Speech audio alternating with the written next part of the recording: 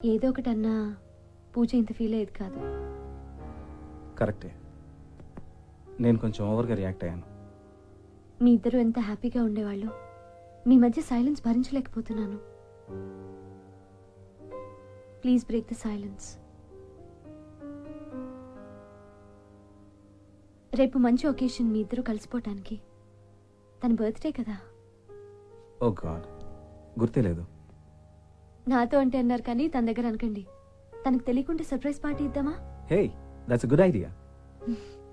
రేపే కదా, అరేంజ్మెంట్స్ అవి. నిక్కీ హెల్ప్ తీసుకుంటే? అఫ్ కోర్స్, ఇలాంటివన్నీ మనకి సూపర్గా మేనేజ్ చేస్తుంది. Great, call her. అవును, బర్త్డే గిఫ్ట్ ఏం కొంటారు? Why don't you suggest?